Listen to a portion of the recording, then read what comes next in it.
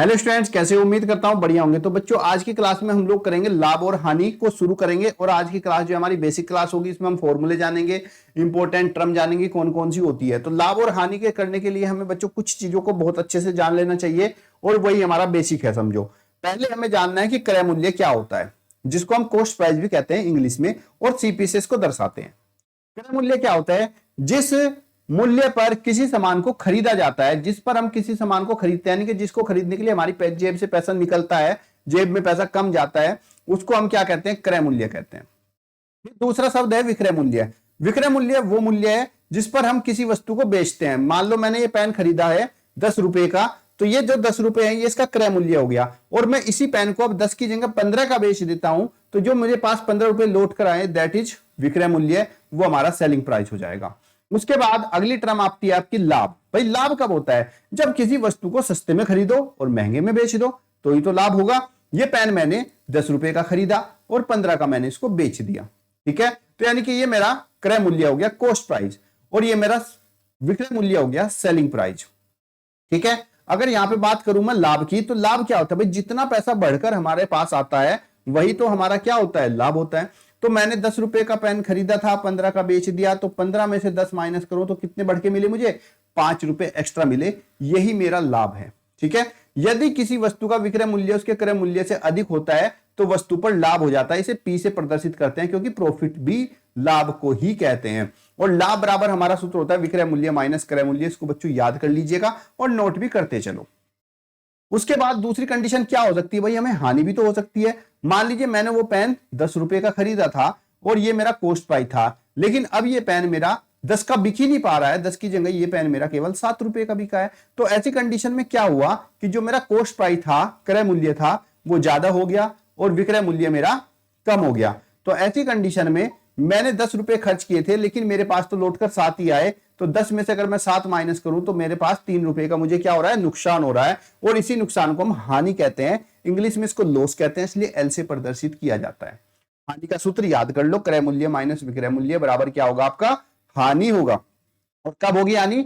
जब क्रय मूल्य उसके विक्रय मूल्य से अधिक हो जाता है, यानी कि जो मैंने खर्च किया वो ज्यादा है किससे? जो मैंने बेचा सामान उससे। सिंपल सी बात है। उसके बाद आपको कुछ इंपॉर्टेंट फॉर्मूले याद करने होंगे, और ये आपको याद होने भी चाहिए अगर आप चाहते हो कि आपका सिलेक्शन हो। लाभ प्रतिशत अगर हमें निकालना है, तो क्या होता है? लाभ प्रतिशत बराबर लाभ बटे क्रय मूल्य गुणा 100, ठीक है? हानि प्रतिशत निकालना होगा, तो हानि प्रतिशत के लिए पहले आप हानि निकालोगे, जो कि अभी मैंने बताया। हानि बराबर होता है क्रय मूल्य माइनस विक्रय मूल्य, और बटे में क्रय मूल्य गुणा में 100। अगर मुझे लाभ प्रतिशत दिया है, यानी कि प्रॉफिट परसेंटेज मुझे दिया गया है, साथ ही साथ मुझे कॉस्ट प्राइस भी दिया गया है, और मुझसे पूछ लिया जाए कि विक्रय मूल्य क्या होगा, सेलिंग प्राइस क्या होगा, तब आप ये सूत्र लगाओगे, विक्रय मूल्य बराबर 100 प्लस लाभ प्रतिशत गुणा क्रय मूल्य बटे में 100। ऐसे ही हम यहाँ पे क्रय मूल्य निकाल सकते हैं, जब मुझे विक्रय मूल्य और लाभ प्रतिशत दिया जाए, और विक्रय मूल्य और हानि प्रतिशत दिया जाए, तब हम इसको ऐसे निकाल सकते हैं। तो बच्चों, ये फॉर्मूले आप बहुत अच्छे से याद कर लो, नोट कर लो। मैं तो ये कहूंगा नोट कर लो, और मुझे कमेंट बॉक्स में बताओ कितने बच्चों ने फॉर्मूले नोट किए और कितनों को याद हो गए। तो चलिए अब बढ़ते हैं अगले क्लास में। बहुत इंपॉर्टेंट क्वेश्चन है, तो अच्छे से समझिए। अगला देखो, सिंपल सा, बेसिक से लेके अपर लेवल तक करना है। तो बेसिक क्वेश्चन देखो पहले। वरुण ने एक कुर्सी 3,000 की खरीदी। लो भाई, ने खरीदा यानी कि जेब से पैसा गया, और मैंने कहा जिस पर मूल्य को खरीदते हैं उसी को क्रय मूल्य कहते हैं, जिसको सीपी से दर्शाते हैं। तो क्रय मूल्य मेरा 3,000 हो गया। उसने इस कुर्सी को बेच दिया। सेलिंग प्राइस कितने का बेचा भाई? 3,218 का। 3,218 का उसने इसको बेच दिया। सस्ता खरीदा था, महंगा बेचा, इसको लाभ हुआ। कितना लाभ हुआ बता दो भाई। प्रॉफिट बराबर मैंने बताया था कि विक्रय मूल्य माइनस क्रय मूल्य होता है, यानी कि 3,218 में से माइनस कर दोगे 3,000 को, कितना होगा आपका? 218 रुपए। और ये क्या हो गया? इसको लाभ हो गया, यानी कि 3,000 बंदे ने खर्च करे थे कुर्सी खरीदने में, और बेचा 3,218, तो 218 एक्स्ट्रा है। यही इसका लाभ है। Option number 3 right answer. अगला प्रश्न देख लीजिए। नताशा ने एक स्कूटी खरीदी। कितने की? 68,000 रुपए की। ये इसका कॉस्ट प्राइस था नताशा का, क्योंकि इतने इसने खर्च करके स्कूटी लेके आई थी ये। और परंतु किसी कारण से उसको वो स्कूटी बेचनी पड़ी, और कितने की बेची? 64,500 रुपए की। ये इसका सेलिंग प्राइस हो गया 64,500 रुपए, ठीक है? 64,500 की इसने इसको बेच दिया। नताशा को कितनी हानि हुई? भाई देखो महंगी खरीदी थी और सस्ती इसको बेचनी पड़ी किसी कारण से, तो यानी कि उसको अब क्या हुआ, लॉस हो गया, हानि हो गई। और लॉस बराबर मैंने क्या बताया था, लॉस बराबर आपका cost price minus selling price, यानी कि क्रय मूल्य माइनस विक्रय मूल्य। क्रय मूल्य कितना था 68,000, विक्रय मूल्य कितना था 64,500, 64,500 माइनस करेंगे तो कितना होगा 005, और भाई यहां पे आपका कितना बचेगा 3, तो कितना हो गया 3,500 रुपए का इसको क्या हो जाएगा, हानि हो जाएगी। अगला प्रश्न देखिए, दीपक ने एक छत का पंखा 1,500 रुपए में खरीदा और 325 के लाभ से बेच दिया, उसके विक्रय मूल्य को ज्ञात कीजिए। तो भाई दीपक ने छत का पंखा खरीदा था कितने का 1,500 का, ये इसका कॉस्ट प्राइस था कितना 1,500 रुपए का, और इसको लाभ चाहिए, कितना लाभ चाहिए 325 का। तो अब ये इसको कह रहा है कितने का बेचे, सेलिंग प्राइस इसका बताओ क्या होगा। भाई जब ये 1,500 का खरीद के लेके आया, ठीक है कि नहीं, और 325 का इसको चाहिए लाभ, तो सेलिंग प्राइस क्या होगा, क्रय मूल्य और लाभ को आपस में जोड़ देंगे। जब 1,500 की चीज है तो उसको इसमें प्लस करेंगे तो 15 3 कितना हो गया 1,825 रुपए। 1,500 के सामान को 1,825 का बेचेगा, तभी जाके उसको 325 का क्या मिलेगा, लाभ मिलेगा। तो यानी कि इसका सेलिंग प्राइस कितना हो जाएगा 1,825। ऑप्शन नंबर 1 राइट आंसर है। ठीक है बच्चों, जब आपको क्रय मूल्य पता हो और लाभ पता हो तो विक्रय मूल्य बराबर हमेशा ध्यान रखना, विक्रय मूल्य बराबर रहेगा क्रय मूल्य प्लस प्रॉफिट, जो भी उसको लाभ हो रहा है। अगला प्रश्न देखिए, प्रश्न संख्या 4, एक अलमारी 3,550 रुपए की खरीदी, लेकिन इस पर 135 रुपए की हानि हो गई है, हानि से इसको बेच दिया है, तो अलमारी का विक्रय मूल्य बताइए क्या होगा। तो यहां पे बच्चों क्रय मूल्य दिया गया है 3,550 रुपए, और इसको बेचने पर ना हानि हुई है, लॉस हुआ है, कितना लॉस हुआ है 135 रुपए का। तो पूछ रहा है इसका सेलिंग प्राइस क्या होगा। तो बच्चों देखो, जब सामान हमने खरीदा वो हमारा क्रय मूल्य था, हमें उसकी हानि यानी कि नुकसान हुआ है, इतना पैसा हमारे पास लौट कर नहीं आया जितना हमने लगाया था।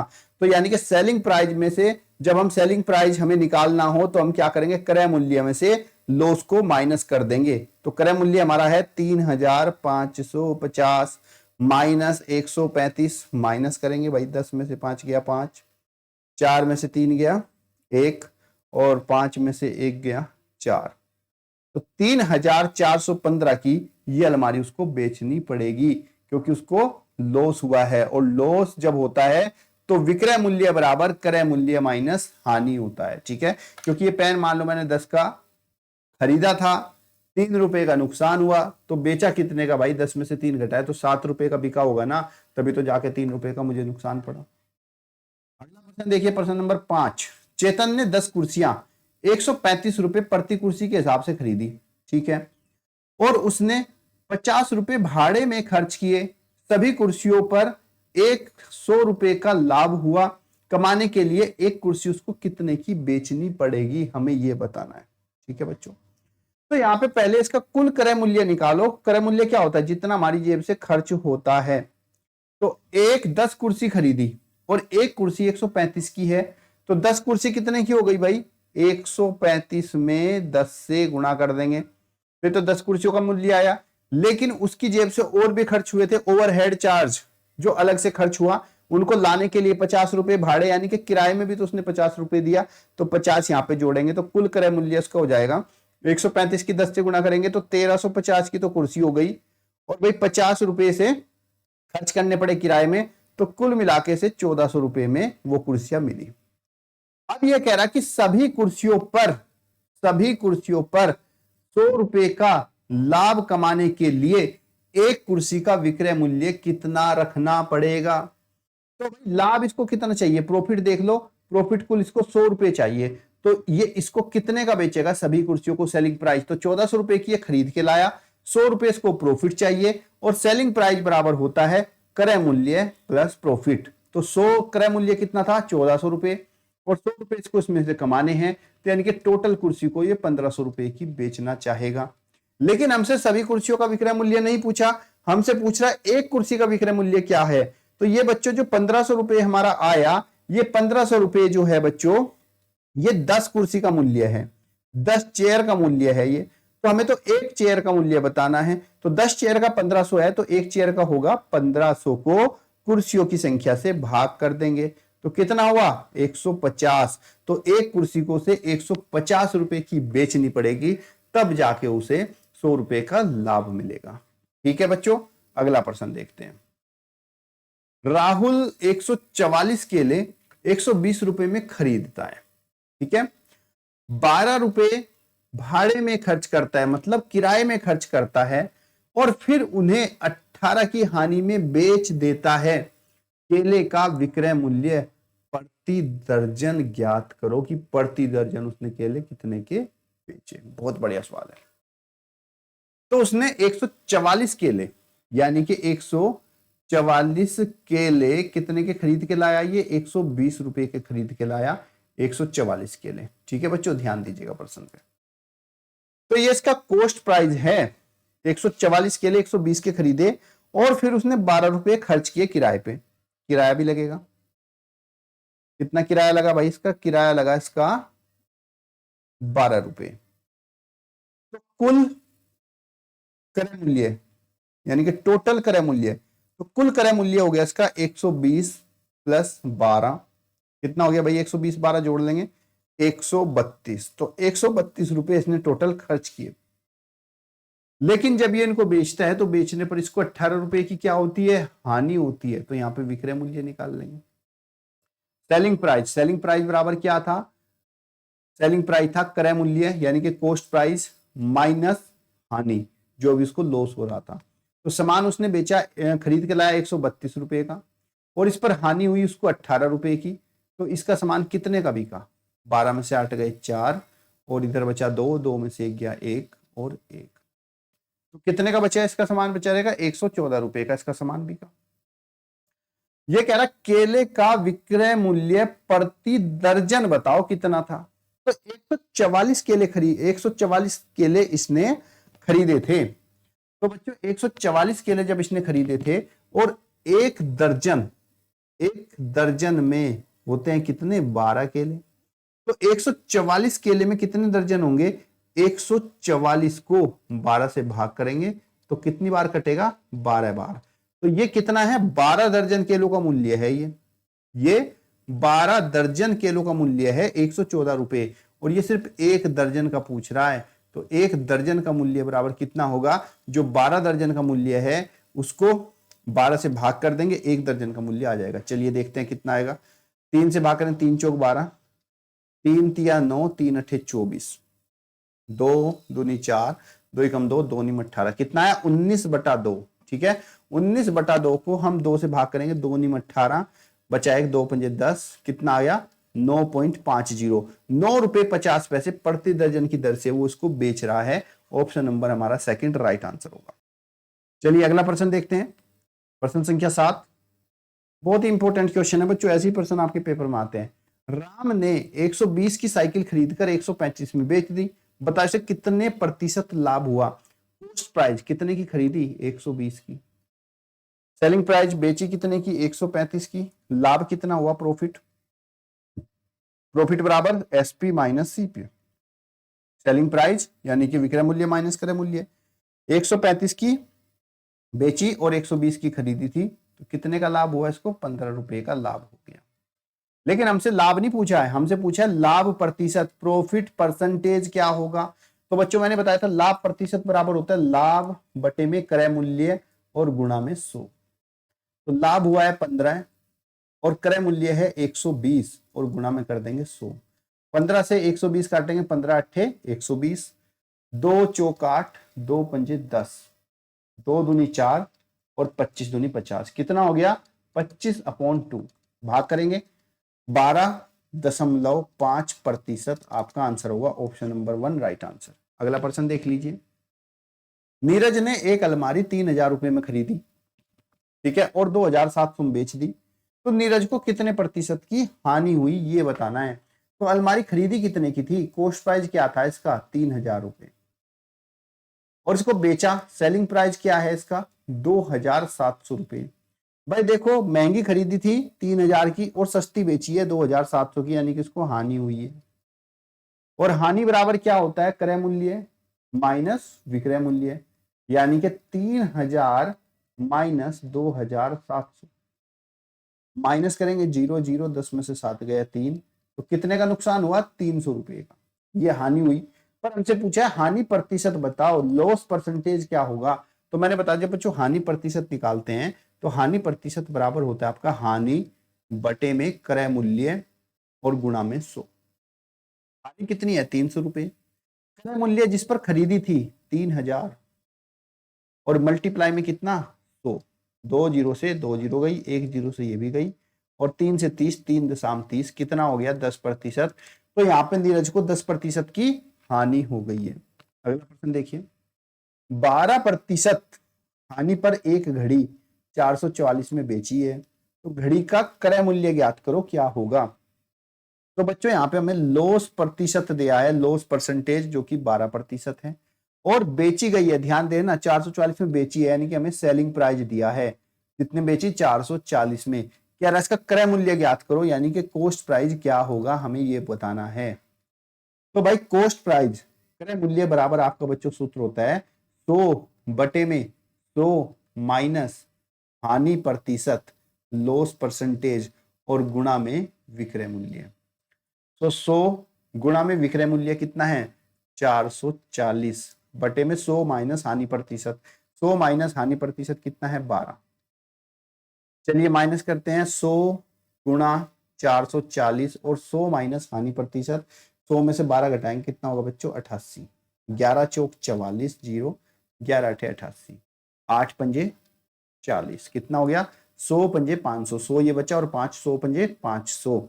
तो इस घड़ी का क्रय मूल्य कितना था बच्चों? 500 रुपए था। Option number 3 right answer. किसी वस्तु का क्रय मूल्य 250 है, विक्रय मूल्य 200 है, तो हानि प्रतिशत क्या होगा ये बताना है। तो बच्चों हानि प्रतिशत बताने से पहले तो हमें हानि निकालना पड़ेगा, और हानि बराबर हमारा होता है बच्चे क्या? क्रय मूल्य। ध्यान रखना, हानि बराबर क्रय मूल्य माइनस विक्रय मूल्य। क्रय मूल्य कितना है? 250, और विक्रय मूल्य कितना है? 200 रुपए। माइनस करेंगे तो हानि कितने की हो गई बच्चों? माइनस करने पर हानि हो गई रुपए 50 की। पूछ रहा है कि हानि प्रतिशत क्या है, लॉस परसेंटेज बराबर क्या होता है? लॉस यानी कि हानि, और बटे में क्या? क्रय मूल्य, हमेशा क्रय मूल्य ही बटे में रहेगा, और गुणा में 100। 0 से 0 गया, 25 ही कम 25, 25 चौका 100, 5 चौक कितना? 20%। तो इसको हानि प्रतिशत कितना हुआ बच्चों? 20% इसको हानि हुई है। हरि ने एक बैल 480 में खरीदा, कॉस्ट प्राइस दिया गया है 480, और इस बैल को उसने 12% के लाभ पर ये बेचना चाहता है। प्रॉफिट परसेंटेज कितना है? 12% है। तो कह रहा है इसको कितने का बेचे, सेलिंग प्राइस पूछ रहा है। तो विक्रय मूल्य, सेलिंग प्राइस बराबर बच्चों मैंने क्या बताया था? 100 प्लस लाभ प्रतिशत बटे में कितना? 100, और गुणा में क्रय मूल्य, कॉस्ट प्राइस। तो 100 प्लस लाभ प्रतिशत कितना है बच्चों? 12 बटे में करिए 100, और गुणा में कॉस्ट प्राइस जो कि 480 दिया हुआ है। 100 12 जोड़ेंगे 112 गुणा 480, और बटे में हम क्या कर देंगे यहाँ पे 100। 0 से 0 गया, ठीक है, 0 से 0 गया, 2 से काट दो, 2 पंजे 10, 2 छिक 12, 2 पंजे 10, ठीक है। कितना बचा हमारे पास? बचा 56 गुणा 48, और बटे में कितना? 5। पहले 56 और 48 की गुणा कर लीजिए, 56 और 48 की गुणा करेंगे, 8 छंग 48, 8 पंजे 40 और 4 44, 4 छिक 24, 4 पंजे 20 और 2 22, 8 4 4 8, 4 2 6 2, कितना हो गया? 2688, और बटे में 5। अब ये जो 2688 आया, इसको हम 5 से भाग करेंगे, 2688 भाग करेंगे 5 से, पंजो पंजो 25, 26 में से 25 गया, एक बचा, उतार लिया ऊपर से 8, 5 दिए 15, 8 में से 5 गया 3, फिर 8 उतार लिया, 5 सते 35, 38 में से 5 गया 3, दशमलव लगाया 0, 5 छंग 30। तो टोटल कितना हो गया हमारा बच्चों? ये टोटल कितना हो गया हमारा?